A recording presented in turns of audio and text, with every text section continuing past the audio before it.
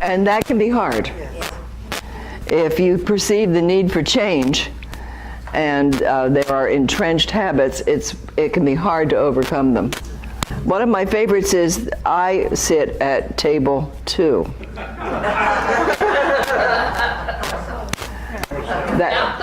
That kind of thing is really tough. And dealing with it in a way that doesn't mortally offend the person who needs to change and still lets you change is hard. A lot of directing is trying to develop a culture for the club where you work. And if they have a culture, and you need to know what it is. You need to know what's expected. Too many directors assume, unfortunately, that if they're doing the technical stuff right, they're done. They aren't.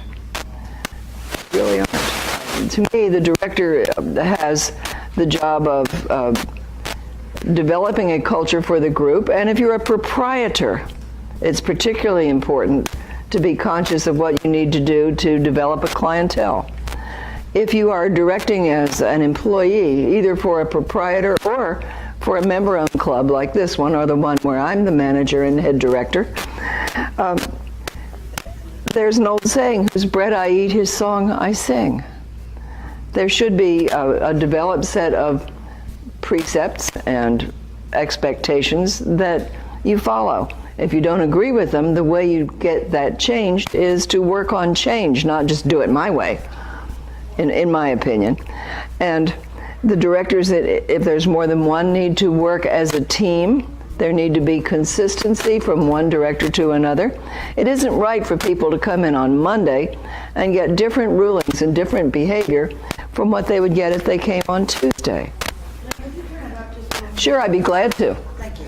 That's not a problem. Okay. So, from my point of view, a lot of what I want to talk about today, there is some technical stuff, and I'll be glad to answer questions about technical things. But what I thought was so important yesterday, the point I was trying to make is that as the director, you are the advocate for the field of players. That part of your job is to enforce the rules in a fair way that everyone perceives to be fair, and when an infraction occurs, you are there to adjudicate it and to protect the field. So when somebody says, well, I hate to call the director, we all know that, don't we? Well, part of the reason is the way the director is called. Have you noticed that? Director! Director! Director! Well, I usually tell them about then there's a 20-second rule. I've got 20 seconds to get across the room and get to your table. And I loved what Harry Falk said to a group one day. He said that every director and caddy in this room has the same last name, and it's Please. Enforcing a culture where the directors are treated with respect and treat the players with respect is important. So if the director is sitting at the desk, reading his book, entering names, playing solitaire, texting his girlfriend or hers, whatever they're doing, when they're not paying attention to the game. The director should not be in that office there. The director should be out on the floor and accessible to the players. The director needs to get up and move around the room at least once during every round,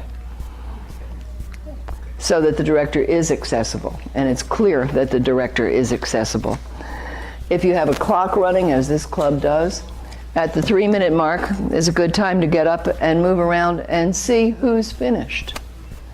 And if they're not, and it's clear they're not going to have time to get to their last board, you take the boards away and only leave them the one they're playing. They can't start the last board if it's not there to start. If your group does not have a policy about slow play and late play, then as a director, you should be saying, we need this for me to do my job properly and to protect the interests of the group. Now, we have 44 people playing today. We have an 11-table game. I'm going to pick on you just because you're handy. You're notoriously slow. The club doesn't have any policy, so you can play a late play whenever you feel like it. So you decide to go get an extra coffee, and you amble back to the table at your own speed, and of course you're north-south. And you play at the pace you find comfortable while the people waiting for boards and waiting for players steam. And the director does take a board away from you, but you don't care because you can play it later. And you're a seasoned player, and it won't rattle you to play it while all the noise of the other 40 people is going on, but it will rattle the pair of novices you kept waiting. And don't tell me people aren't at least subconsciously aware of this kind of thing. It's a game they can play. So what that person has done by being slow and being late is saying, that director may think he's in charge, he's not. And the director, instead of being an advocate for the 40 people who were done on time and would like to know their scores, is going to make them sit around and wait while that foursome plays the board? What's wrong with that picture? As the director, you should, if you have a board of directors or a proprietor or a boss or whatever, you're the one who has to advocate for the group. You're the one who should be able to see what the whole group needs and what changes need to be made or what policies need to be developed that will protect the interests of the group. I had a player say recently, the strats are always the same in our club regardless of who turns up. They never get adjusted. Well, I know of one club over on the East Coast where that was true because the director didn't know how to change them. He didn't realize it was easy. But there are also clubs who say, well, aren't those the way strats are supposed to be? And their director isn't well enough informed to say, no, we can adjust the strats to reflect who's turned up. There are lots of things we can do with ACBL score, and certainly every time you enter a game, set it up, you can change the strats. That's easy. But you have to know what's going on in your club, and you have to know what policies there are. If there are not stated policies about things like late plays and the use of the clock, then how can you do your job as well as you should? You have a right as an employee to know what it is your job description actually covers and what it entails. Now, I'm lucky. I have been the manager of the club where I play and work for 25 years now. And the boards of directors come and go. I stick around. And they're pretty good about listening to me when I say something needs to happen. But I've discovered that the right way to get things to happen in a member-owned club is to have that board of directors have a set of standing rules. One of our standing rules is you don't start a new board when the clock hits 2 minutes. It hits 2 minutes. And if I catch you starting a new board after the clock is hit, you are going to get an average minus on the board. It's not going to be a no play. You broke the rules. It's an average minus. I still take it away, but it's not just a no play, and there's never a late play in our club in a club game, ever. It might be that we're going to give an average plus and an average minus because ACBL's policy is that we should not be using no play when there is somebody at fault. Now, sometimes no one is at fault. There was a traffic accident on Route 19. I'll bet that happens. And a pair calls from the car, because they can do that these days, and says, we're going to be late. And as it happens, there's not a half table. If there were a half table, it's easy. You stick them at it. But when there's not a half table, they are going to come in late. And what you need to be saying to the pair who are there waiting for their opponents to arrive, now they're going to be late. You're not going to have time to play all three boards. Play what you have time for. It is not your job to catch them up. I'll hear somebody say, they were late, so I had to rush. Why? Where is the director's advocacy for the non-offenders when that happens. It's not my job if I'm following a slow pair to catch the people up every time, if that means I'm playing at a pace I don't find comfortable. It's not my job if you come late to my table to make sure you get finished on time. What the heck is going on when we allow that kind of a culture to develop about late play? You may gather from what I'm saying, it's one of my big bugaboos. I've walked into so many clubs where I see people doing this. And they've told the director, you know, this is the third time or the fourth round or the fifth time. We followed these people all day. The only thing that's worse is the one who's done 6 minutes early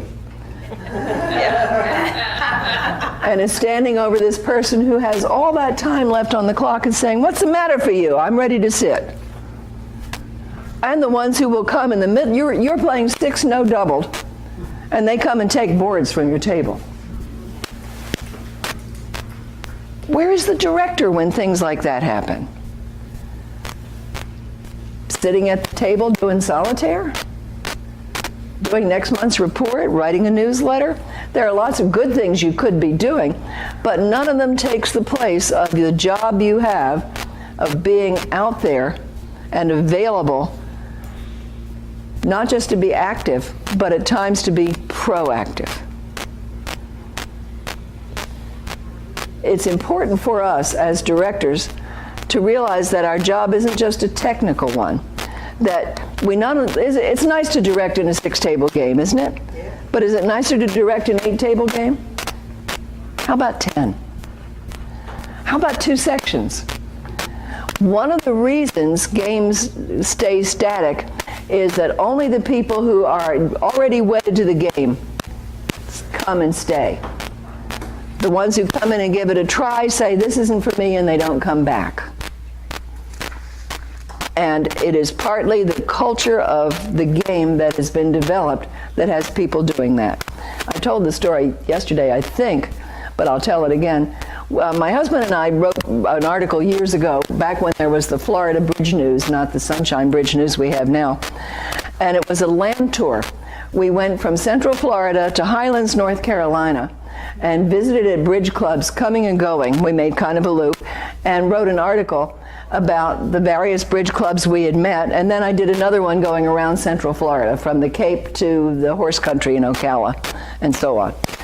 But we got to this town a lot bigger than the town we were from, and they had a 3.5-table game in somebody's house.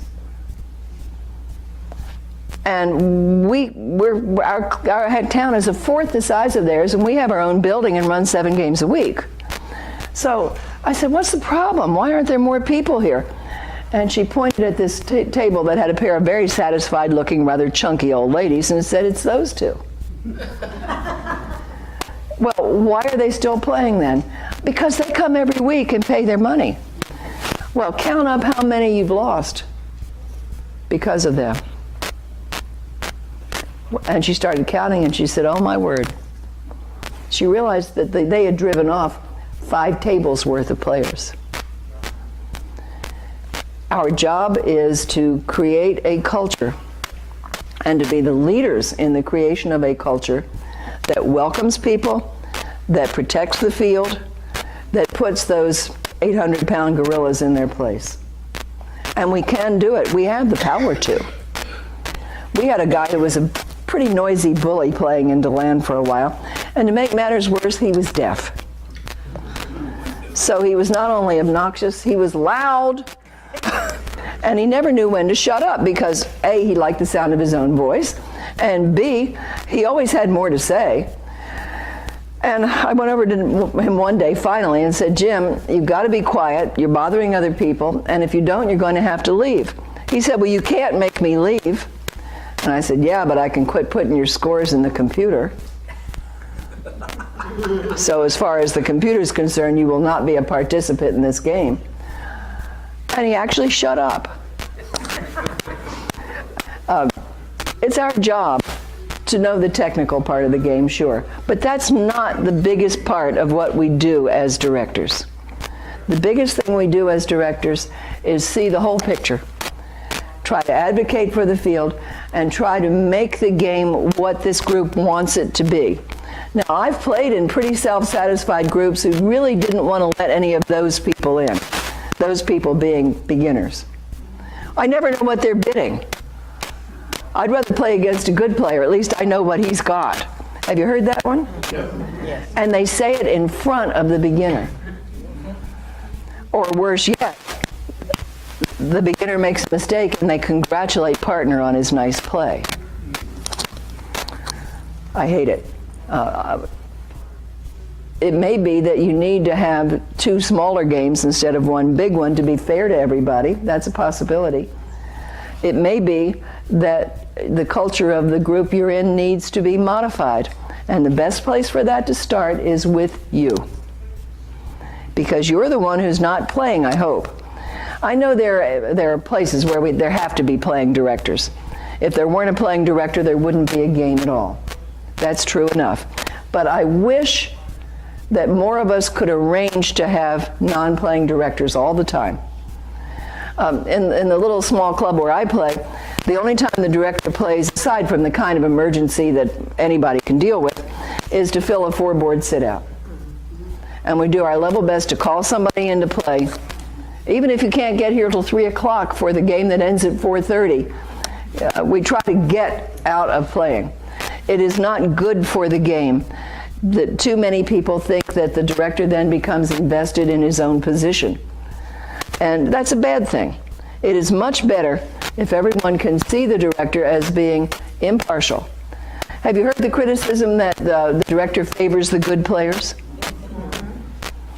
If he does, shame on him. If he does, and the board of directors doesn't smack him, either financially or by firing him, shame on them too. The job of the director is to protect the interests of the group as a whole. And my friend here who just got over 100 points is just as important as you. Maybe more, because you're going to come even if things go badly. But those beginners will quit if they're not treated reasonably well. They can find something else to do with their time. Don't forget always that the mental challenge is number 3 on the hit parade of reasons why people play bridge. Number 1 is socializing. How many of the people playing in your games are widowed, divorced, live alone? Their kids are in Nebraska or Kansas or even Tampa, but they don't see them all the time. I mean, I have a daughter living in town. We have to make dates to see each other. She's too busy. It's important that you realize for how many people that and just having something to do with their time, a reason to get dressed and get out of the building. These are so important to people. And it may be more true here in Florida than it is in a lot of places. But the bridge community is no longer a youthful one in the United States. The average bridge player in Ireland is 29 years old. The average bridge player in the UK is 40, generally. The average bridge player in the US is 66. We need to be conscious of this and think about our clientele, because there are lots and lots and lots of 66-year-olds out there who aren't playing bridge yet. Now, the 29-year-olds are never going to play in the daytime. They've got jobs. The 40-year-olds not only have jobs, they have kids going to college.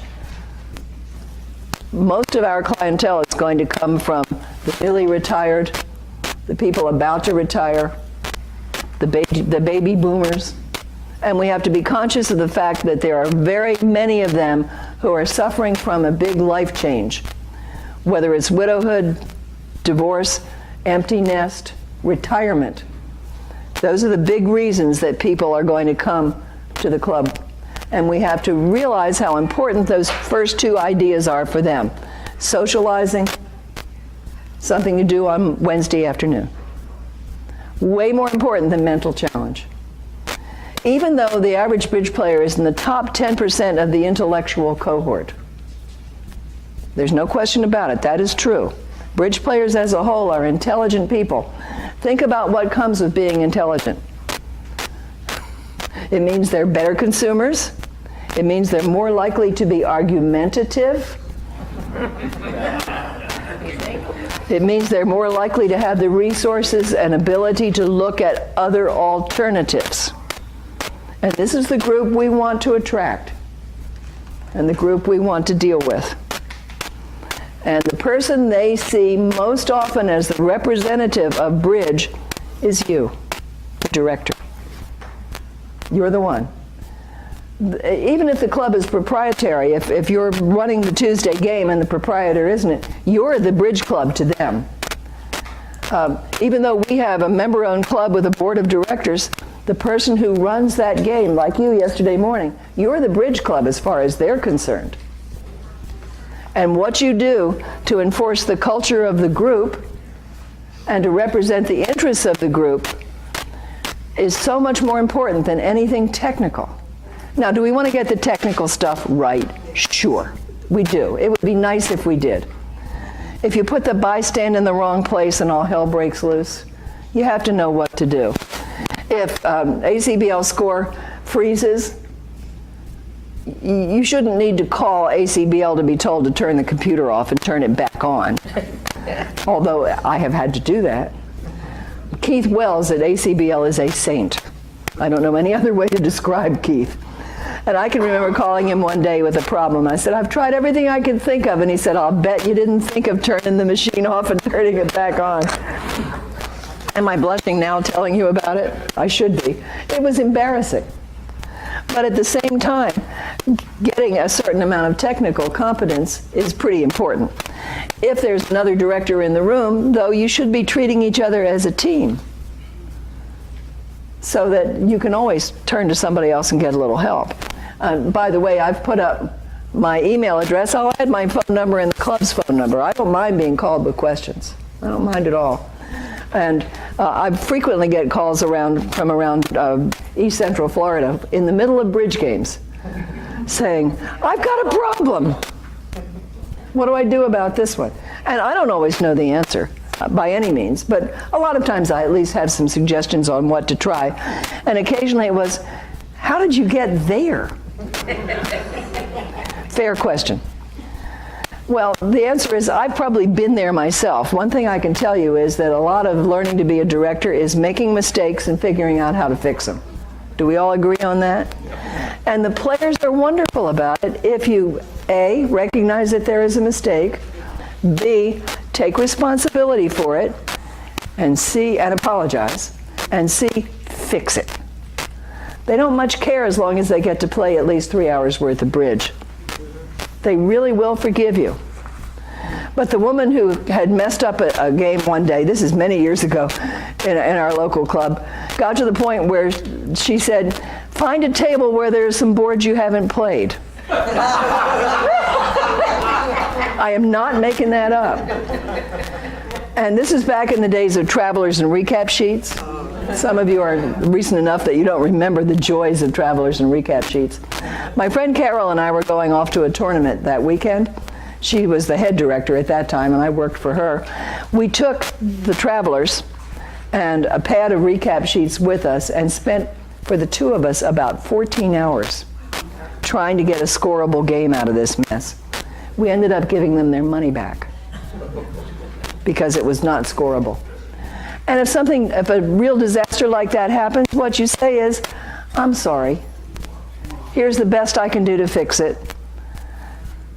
And then you do what you can. The players will forgive you as long as you don't say, if Margaret hadn't done whatever it was, none of this would have happened. Because every one of them will identify not with you, but with Margaret. And they're going to think, I don't want to be treated that way. Why should I come someplace where they're going, and these are adults, many of whom have had responsible jobs. And we're going to treat them like half-wits and blame them for things? That is not what they have any reason to expect. And it shouldn't, even when you know Margaret did it. There is no point in saying that. It will get you nowhere. Now, one of the things, we run some HAL games, especially with the limited group in the summertime. And there's one particular curtailed movement. Do you know what I mean by a curtailed movement? Instead of playing 9 rounds with a limited group, I only want to play 8 or even 7 because they can't play fast enough. We're going to give them 8 or even 8.5 minutes per board. And with the easy bridgers, you start out at 12-minute boards and work down from there. So you get done what you can in the time that's allotted. And there's no point in being unrealistic about it. They're not going to do it, and then they begin to feel harassed by the clock if the clock is unrealistic. But when you do that, there's going to be some boards floating around on bystands. For instance, even in a 4 table, if it's not curtailed, the boards go from table 1 to table 4 to table 3. Then they sit out for a round, then they go to table 2, and then they sit out for 3 rounds before they go to table 1. There are 7 sets of boards in play for 4 tables, so there've got to be these sit-outs for the boards. And I will say to the players at the very beginning, there are boards out loose, leave them alone. I will move the boards. I don't want you to help me today. And another day, it's, don't forget, boards go to the next lower table. Players go up, boards go down. And I say that at the start of every bloomin' round with the limited players. They're not going to remember, and they won't remember which way they go. Do I go? And they'll get it wrong. So why put them in a position where they have to think about it? Just tell them. And if there's a bystand, because I don't usually like bystand and relay because getting tables to relay is not a lot of fun. But one of the great things you can do with 5.5 tables or 7.5 tables is run a bystand with no relay. The East-West sit out at the 1 table, so there's no need to relay. And then the boards go from table 1, for instance, to table 7 instead of table 8. When that happens in the limited game, I take a set of boards that's on the sheet but not in play and put it on the bystand with a note saying these boards stay here. So they have something to look at while they're sitting out. They won't kibitz. Now, the good players would kibitz. They'd go to a table with boards they've already played, you hope, and kibitz. Well, I've known them to go to tables with boards they hadn't played yet, and why? Oh, you haven't played those yet, have you? Oh, I'm sorry. Well, are they really? Who knows? But my point is that putting that set of boards over there for them gives them something to do while they're sitting out. And then there is a bystand, but I choose who's going to sit at tables 4 and 5. And I tell the people at 5, you see that set of boards sitting here? That's where I want you to put your boards every time. And then I tell the people at table 4, there's going to be the next set of boards you play is always going to be here on the table next to yours, or on the chair, if you don't have little tables like this. You're going to be getting the boards in order through 24, and then they're going to start over. And because I trust the North-South at that table, I'm pretty sure, and if they ever seem peculiar, call me right away. And every once in a while, of course, somebody will keep the boards they've already played and pass the set they just got. We all know this. But it's a lot less trouble than if the next people in line realize they should be getting them in order. And we can do a lot to save ourselves by taking that few minutes as part of the setup of the game. I try not to be occupied by anything when people are arriving. We don't sell at the door. Because our club is small, we sell with envelopes on the table. We put an envelope on the table, you put your money in it, and if you need change, you put it next to your name, and everybody puts their names on the outside. We have bridge mates, but a lot of times when you get people who aren't members, and that'll happen to y'all, especially in the wintertime when you get a lot of visitors, then their names, even though it's a legal ACBL number and the bridge mate accepts it, they won't be in your database. So the name doesn't come up. Do you know about the wonderful little program called Name View? Have you run into that yet? Let me write the name on the board for you.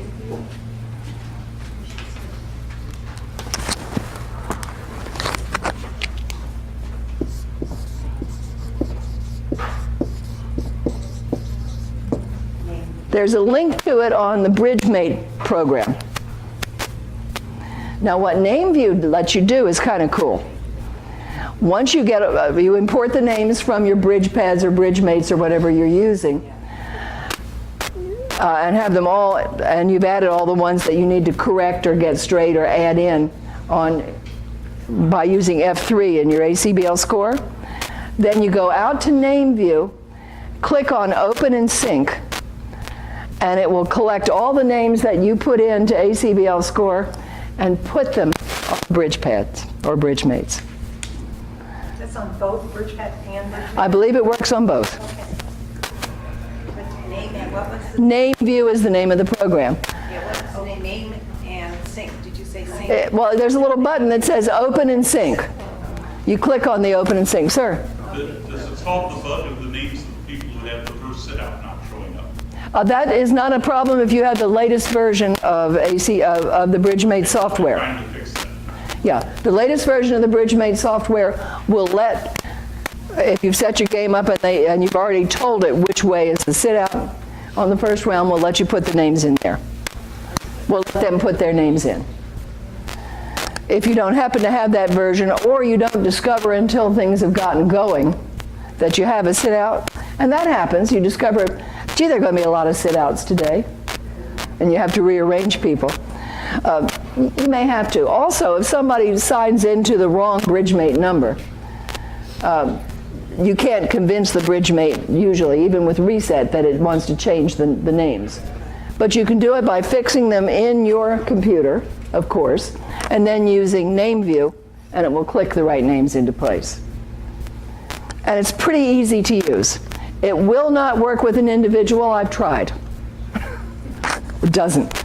But it will work with any Mitchell or Howe game. Now, otherwise, technically, I think one of the things that can be effective is thinking about these curtailed games when you have, especially when you have limited players in small games out of season. If you want to run a 4-table Howl and you only want to play 21 boards, you may have the old guide cards that show you both choices. But not everybody does. And if you don't have the guide cards, you can make you don't even have to do it ahead of time. You can do it through the program. The minute you know you have exactly 4 tables, and that may be early for you, you know who's coming. Set the game up and then get your name, tell them to go ahead and put their names in. Then use EdMove, which is F11 EDM, and choose the print guide cards choice, and it will print the guide cards with their names, which is kind of a cool thing to be able to do. Now, obviously, you can do it without that, and you can have them ready. But if you can get the computer set up and get them, say, I want you to get your names in right now, and make sure they do. And the limited players, at least, will do as you ask. The open players, it's problematic. But with the limited players, they'll pretty much do what the director asks. Then it's really kind of fun to be able to give them a guide sheet that has the names on it. It sounds like a dumb, small thing, but it's not. Anything that personalizes the game for them is value added from their point of view, and we want to do what we can to add value from their point of view. So using EdMove to get the game curtailed, for instance, will get you 2 stationaries instead of just 1 in a 5-table game. It will get you 4 stationaries instead of only 3 in a 6-table Howl. And there are times when that matters. Did you know you can have a stationary east-west? It's a little bit of work, but it can be worth doing.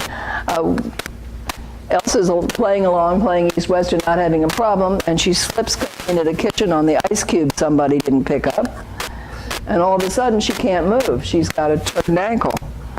Well, now we're going to let them sit at a table in the middle of the room and bring the boards and the north-souths to her. It's no problem. Of course, if they're using BridgeMates or BridgePads, they need to bring that too. But it's not a big deal. You can do it. You can play a scrambled Mitchell if you have a badly stratified small game and want to turn it into a 1-winner game. ACBL says we have to have 5 pairs in C in order to have a Mitchell that pays points in the C strat. And you should be adjusting your strat up until you get at least 5 pairs. Do you know about using F4?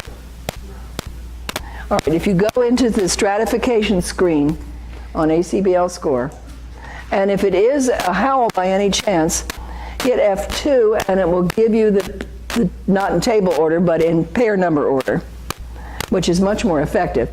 But either way, even if it's a Mitchell, if you hit F4, it's now going to order the players, not by where they're sitting, but by number of master points from high to low. And you can see where the breaks occur, and maybe come up with a better place to put at the top of C and the top of B than you had. And there's no reason not to. Now, again, our club has a stratification policy that a third of the field will be in C, and that we're going to raise the limit on C in a club game until we get there. The policy's up on a bulletin board. It's posted where anybody who wants to bother can see it. And when somebody says, well, they are Bs and you put them in C today, I can say over there on the board, you can read the policy that we have. If your club doesn't have policies, how can you know what you're supposed to do and not do, and how can you protect the interests of the players when they need protecting?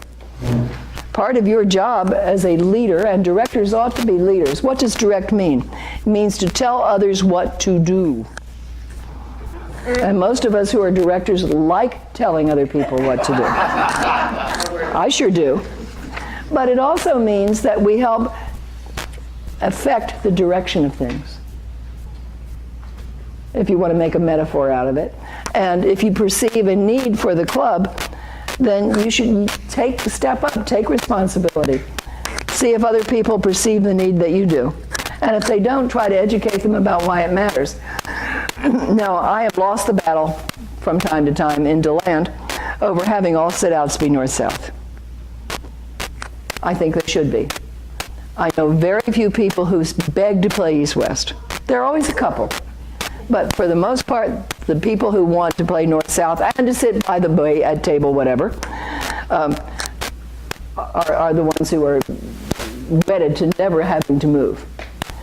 All right, there are a lot more of them than there are who want to sit east-west. They jolly well ought to get the sit-out if there is one. But that sounds like retribution. There's a better reason. If east-west are the sit-out, no one is responsible for the boards.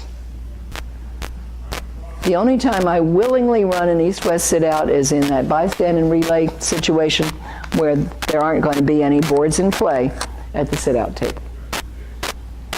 And if you go to a tournament, you will notice that all the sit-outs are north-south, without exception. And that's the reason why. Because when the sit-out is east-west, there's an orphaned set of boards. Now, who's going to be responsible? Are the people sitting just below there going to have to get up and get their boards every time? Are they going to get the right ones if the other set, the set from table 1 has already been moved? Will they just absentmindedly pick up the closer one and not discover until they've bid a board that they played the ones they're supposed to play on round 7 and this is round 6? It happens.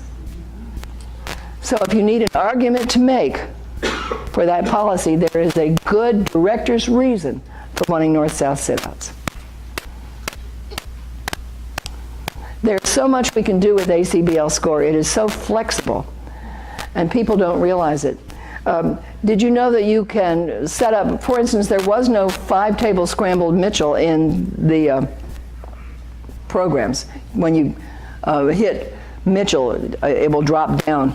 You can drop down a list of choices. When you hit Howell, it drops down a list of choices. Or when you do something like create a scrambled Mitchell, all you have to do in order to do that, think about it. There are 5 rounds in a 5-table game. And at the end of round 3, you want the people who are sitting east-west and moving to play north-south instead. So when they get to the next table, all you have to do is swap the north, south, and east-west numbers for those 2 rounds. It's that easy. And then when you say save and exit, it asks if you want to give it a name and keep it. And then you can go to your external movements for Mitchell's, and there it will be with the name you gave it. It's that easy. And there are a bunch of scrambled Mitchell numbers in there for higher numbers of tables, because there are a lot of clubs in situations where they have more. For instance, a 7-table howl has no stationary pairs. I don't think there's even one in a 7-table howl. And people who want to play 13 rounds, 2-board rounds, 7-table howl is a very fair movement. But there's that problem, serious problem, that there aren't any stationaries. And how many of you run games where you never need one stationary table? No hands up? Gee, this must be Florida. So you can run a 7-table Mitchell with 2 arrow changes and turn it into a 1-winner game, and all the stationaries still sit still every round, and all the moving pairs still move every round. All that changes is the table card and who is in control of the bridge mate. It's that simple. All you got to do is pick it. And when it pops up, it will pop up with an instruction page, which you can print if you need to. There aren't any cell phone penalties today. Okay. That happens to be mine. Well, that's $1 each. Yeah, I'm sure. Well, anybody who should need me knows where I am and that I shouldn't be bothered, so I'm hoping that'll go away. It's fairly polite as they go. Now, what else are we doing besides setting the game up? Well, we're starting with setting the game up to use the room properly. Now, I've got a nice big crowd in here today. How am I going to order the room? Where's table 1 usually in this room, Andy? If I am new and I come in and put it over there, they're all going to feel like their fur's been rubbed the wrong way. They really will, and they won't like it. And they will grumble. If there is a custom of the country, you have to have a good reason for changing from it. But what if you only had 5 tables? How would you set the room up? Now, with this many tables, I might go skipping a table and use every row. Because if I get an N shape, of course, then 1 and the highest and lowest numbers are very far away from other. If I can get an M shape, they're pretty near each other. And you want to think about that. And who's going to be at table 1, and can they move boards? Or am I going to be stuck moving the boards every round because they can't? Or are the people at table 12 going to be doing this, waiting for boards every time, because 1 is a slow group? You shouldn't be allowing anyone to sit at 1 who isn't physically capable of getting boards moved, and a reasonably quick player will move them in a timely fashion. And you should be able to control who sits where, and you are in charge. Well, I always sit at table 1. Well, then are you going to hire someone to come move boards for you? It's a fair question. They're not entitled to sit in a particular place unless they have a serious reason. And the serious reason could be being near a restroom. It could be a special light. It could be near an electric plug because they have to use a light or have a fan. There are reasons. And if you have to adjust where the tables start, well, how about just starting down a table and having you play at that end today? And I wouldn't hesitate to ask someone who normally sits in a particular place or a particular direction, personally ask. If you ask for volunteers, it's like the Army. They ain't gonna. But if you walk up to someone and say, I know you usually sit east-west, but I need a north-south today.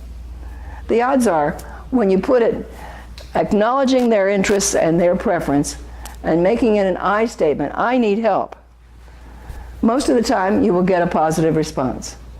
And if the person says, I really can't today, then you go to somebody else. And you can also say, well, I won't ask you again for a while, but would you do it for me today? We have a couple who just hate sitting north-south. She had a very ineffective hip replacement, and if she sits very long, she can hardly move when she gets up. So she's the last person I would ask. But there are lots of people who just have habits, and I wouldn't hesitate to say, do this for me today. And if we're all members of the club and the culture is that I am looking out for the club, then I get pretty good response and pretty good cooperation. And if I get nobody cooperating, I will say something like, pick a number between 1 and 8. That's your lucky number, right? And whoever it is, you're it. Where it's clear that I had nothing to do with singling somebody out. And that works pretty well too. So setting the room up in a fashion that uses the room in an attractive way, that takes into account issues that might matter to various players. Number 1 job for directors. Number 2, setting up the computer. And if you need to print guide slips or have any special instructions or considerations, you should have planned those so that when you go to set the computer up, you can. I like very much, if I can, to have the bridge mates ready in a small game. Now, if you've got a couple of sections, a lot of stuff is going on, you're also the person who collects money. Somebody spills his coffee all over everything at a table and you're busy over there helping. It's possible it isn't going to get done, but ideally, you've got the machine set up with the game with the expectations you have. It doesn't take 1 minute to do F9, 5 change movement parameters. If you have the game set up with, you think the strats will be ahead of time. And you can change the strats anytime during the game. You don't have to do it at the first minute. Then get the bridge mates going so that when you're passing out boards, you can just add 1 minute to the clock for the bridge mate time set up and get that clock and have the clock ready to go. Have it ready to go. If your club doesn't have a clock, get somebody to give you an old laptop, invest $22 with the guy who developed the Orlando Bridge clock. I think it's absolutely the best. There are some free ones out there, but they're just not as good. And you'll have a very nice, very visible clock for very little investment. If you've got to buy a $50 laptop, somebody told me that these clocks are up over $400 now. And you can spend about $75 and get a little laptop that still has Windows XP. I mean, who cares? You're not going to run any programs on it except the bridge clock. And in our case, we also have a big monitor on the wall, but then we have the little one with the screen down at the director's eye level. So if you're sitting at the desk, you don't have to turn around to see that thing. You can just look over at the laptop, and it's right there and easy to adjust. I'm not tall. Is that an understatement? Andy knows I'm not tall, but most of the rest of you do as well. To me, having to use a mouse and try to figure out where the cursor is up on that screen is a pain, literally, in the neck. And doing it down on the screen down here is a lot easier. But you can have a good clock. If you have several rooms, you can have a clock in each room for $150 total. And if you've got people with an old laptop sitting around, which we did, you don't even have to buy the laptop. What was the name of the program again? Google Orlando Bridge Timer. Okay. Or Orlando Bridge Clock. I think either one will work. We did, and we couldn't find it. We Okay. found somebody named Waugh, W-A-U-G-H, that has a timer. Okay, email me, and I'll if you need a link, and I'll send it to you. Okay. Thank you. So and how long is the clock going to have on it? Well, if you've got a bunch of A players and they're quick, 7 minutes per board is more than enough. If you're playing it by any chance a 4-board round, you should drop it to about 6 3/4 minutes, because they'll finish in plenty of time. If, on the other hand, you've got a bunch of novices or you're playing 2-board rounds, you probably need 7.5 minutes a board. If that includes the time it takes them to get settled, check out the boards, do all that garbage in their cards, and then get up and move and do it again. Remember that the time given includes moving and settling time. So take that into account. But the 7 minutes a board is just the theory that made very good sense when the average bridge age was 50. It isn't anymore. And you may find that your players, on the whole, need a little more time. The bridge clock also lets you set it up, the one I'm using that I like, also sets it up with, you can put in a certain number of seconds for movement between, and it will show that time on the clock, which is a nice thing to be able to do. All right, I've chosen my movement, I've gotten the bridge mates going, I've got the game set up. Now I can go in and check the strats and make sure that they make sense. Now, if you're running a stack or a North American Open pairs, you have to use the setup they require. How many of you are averaging in your club games now instead of just using straight? Look at it both ways. If you have a lot of mixed partnerships, and by that I mean A players playing with Cs, take a look and see if it's a fairer game to everybody if you average instead. Because you're not punishing the C players for playing with better partners then. Most of the time, if you have a lot of points, it's not going to make any difference. The top of B would have to be mighty high before my partner and I wouldn't be A's because of, I don't have a huge number of points, but I have enough that if I'm playing with someone with a couple of hundred points, we're still going to be an A. But what if you have 2,200 points and your partner has 400? It will probably put you in to be a B or a high C. And check it both ways to see what it does to your strats. You can do it both ways with nobody the wiser while you're sitting at the desk. And you should make sure that your club has a policy for stratification that guarantees there will be a C strat that pays points. It's not going to pay points if there aren't at least 2 in one direction and 3 in the other. There will be no C. And you might as well call it a 2-strat game. And you need to enforce stratification.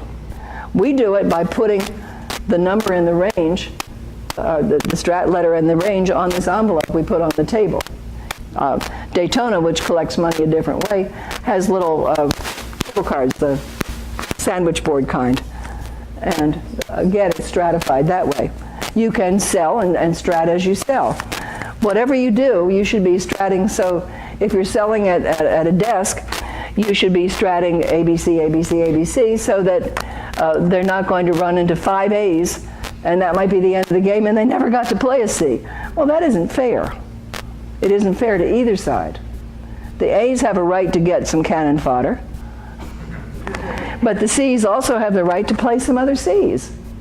And you should set the games up so that they're not only stratified, but that they're well interspersed. And if you don't have a policy for stratification and how you handle it with your group, again, this is something you should be saying as a director, needs to be clear to everyone. Yes, sir. Do you have a question? I saw her hand. Okay. I'm going to keep time. I'm going to get out and walk around the room. I'm going to put a break in. There are clubs that don't offer any breaks. If you have a horrible traffic problem and you've got to get people out by a certain time, or it's going to take them 2 hours to get home, why not start half an hour earlier so you can still give them some break time, or 15 minutes earlier? When you think about the reasons people come, our club is small. Our whole building would fit in this room, including restrooms, storage, kitchen, the whole works. It's not big. But we have a kitchen area, and there's an island between that and the room that they can actually walk around. There are usually flowers on the island, and then we put the snacks out around, and people walk around and they stand around and talk to each other at that island. As a consequence, they don't take as much food back to the table, which is kind of a good thing. And we also have little side tables so that at least most of the food is on them and not up here. But I know in my heart we have to change cards more often because we let them eat. I have no doubt. The one thing I've asked people never to bring is cupcakes. They're frosted. And people tend to eat them with their fingers. A frosted cake that you cut and they eat with a fork, not cupcakes. Drives me bananas. Now, what announcements am I going to make before and after the game? At the start of the game, I want the minimum. I've already greeted people as they've come in. One club I visited had a wonderful idea. They had a host program. Somebody stood at the door, just like at Walmart, for every game, and welcomed people, and if there were newcomers, showed them where things were, and the host was available to play if there was a need to fill in. The host did not have a date. If the host wasn't needed, he got sent home with a free play. I think that's a terrific idea. But even if you have people who are playing act as the greeters and hosts, the host had name tags. So you came in without a name tag? Let's put one on you. We want everybody to greet you. Not a bad idea. Then comes the need to really make some kind of an announcement. Well, if it's everybody skip a table and you have two sections and one's skipping and the other isn't, you ought to be doing what's called a silent skip. Skip next round. Skip a table next round. I'm hoping you're doing that. Yeah. If not, you have to stand up there ahead of time and say, Section E, I'm about to make an announcement that does not apply to you. And then you make it, but the ones who weren't listening when you said that still try to skip. Have you noticed? And by the way, our table cards are not ABC. Do you know why? You put me in B and I'm a C. I'm not kidding. Players will do that. Anybody who's directed a while has gotten that one. I have a friend, Rick Larkin, who uses X, Y, and Z. I've got E and F, and D, E, and F, the same way, because they're not the typical strat letters. And there's no reason why we have to use A, B, C. A is white, B is yellow, C is green, D is orange, E is pink, F is blue, and then they start over. I won't tell you how long it took me to learn that. And we actually have pink and blue boards so that we can put pink ones on the pink section and blue ones in the blue section when we have multiples. Stay in the section with your color, please. And if I have other announcements to make beyond that, they get made as the last round starts or ends, not before. While everything is quiet, before we move for the last round, we're having a birthday game Saturday. If your birthday's in August, come play for free. If you need a partner, let me know. All right, everybody move. And it's a few minutes early, but I can see most of you are ready. Everybody take a break. Take a break. For real.